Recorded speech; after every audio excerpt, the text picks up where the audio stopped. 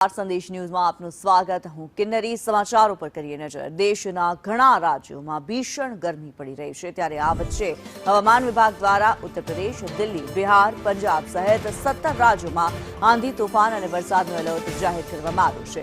Western disturbance અને દક્ષિણ પશ્ચિમ ચોમાસાની સક્રિયતાના કારણે આગામી કલાકોમાં 60 થી 100 કિલોમીટર પ્રતિ કલાકની ઝડપે પવન ફૂંકાવાની શક્યતા છે। ઉત્તર ભારતના અનેક વિસ્તારોમાં વરસાદ, આંધી, તોફાન અને કેટલાક સ્થળોએ કરા પડવાની આગાહી વ્યક્ત કરવામાં આવી છે। હવામાન વિભાગે લોકોને સાવચેત રહેવા અને જરૂર હોય ત્યારે જ મુસાફરી કરવાની સલાહ આપી છે।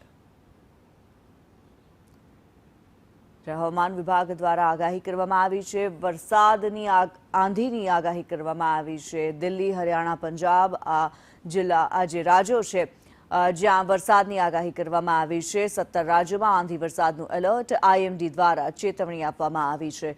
60 થી 100 કિલોમીટર પ્રતિ કલાકની ઝડપે પવન ફૂંકાવાની પણ આગાહી કરવામાં આવી છે। હવામાન વિભાગ દ્વારા અનાવશ્યક મુસાફરી ટાળવા સલાહ આપવામાં આવી છે। આગામી કલાકો માટે હવામાન વિભાગનું હાઈ એલર્ટ આપવામાં આવ્યું છે। ચેતવણી જાહેર કરવામાં આવી છે।